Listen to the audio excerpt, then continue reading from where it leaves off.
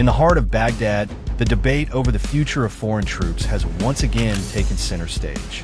Iraq's leadership has now sent a strong message to Washington.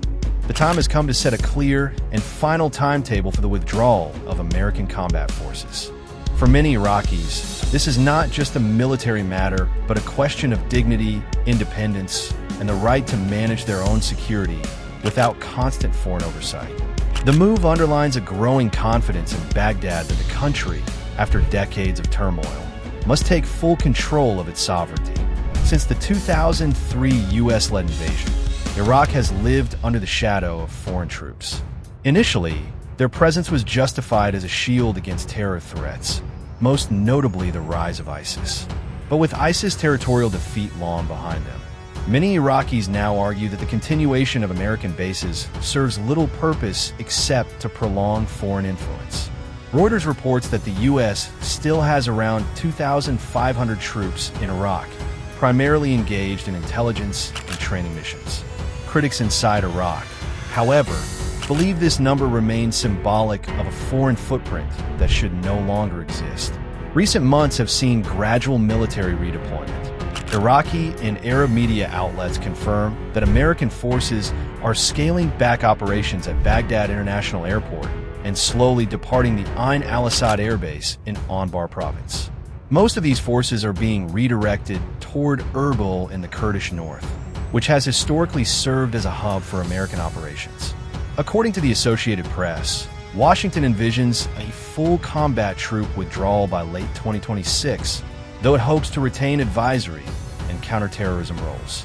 The government of Prime Minister Mohammed Shia al-Sudani has portrayed this as a carefully negotiated process rather than a hasty decision.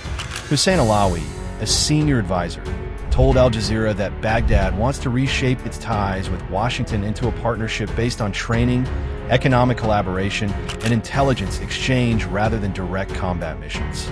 He emphasized that this transition reflects Iraq's broader aim of normalizing relations with the U.S. on equal terms rather than under a military dependency.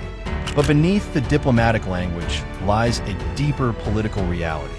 Many Iraqi factions, especially those aligned with Tehran, see the American presence as provocative. The January 2020 U.S. drone strike in Baghdad that killed Iranian General Qasem Soleimani and Iraqi commander Abu Mahdi al-Mohandes remains a turning point. That strike fueled outrage and gave militant groups new justification to demand a complete American exit.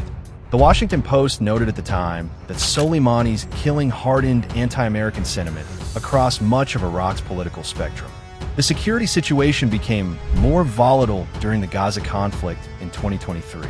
Armed factions linked to the so-called Islamic resistance in Iraq escalated rocket and drone attacks on U.S. facilities, openly declaring that their campaign would continue until every last American soldier had left Iraqi soil.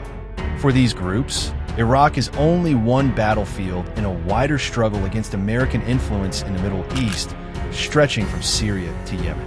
This growing hostility has pushed Iraq closer to neighboring Iran. A recent Baghdad-Tehran security cooperation agreement has already raised alarms in Washington. The New York Times reported that U.S. officials worry Iraq may lean too heavily toward Tehran's orbit, potentially allowing Iran to cement a strategic foothold just across the border from U.S. allies in the Gulf. Such concerns make Washington hesitant to completely disengage from Iraq. Still, Baghdad insists it is not replacing one dependency with another. Officials repeatedly highlight the strategic framework agreement signed with the U.S. in 2008, which covers economic, cultural, and energy cooperation in addition to defense. Iraqi leaders argue that their foreign policy is designed to balance relations with multiple partners, including the United States, NATO, Iran, and regional Arab neighbors, rather than tying themselves to a single power. Domestically, the debate over foreign troops is also about identity.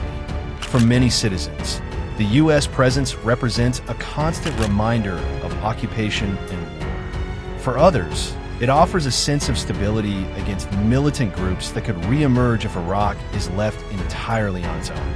This divide runs through Iraq's parliament.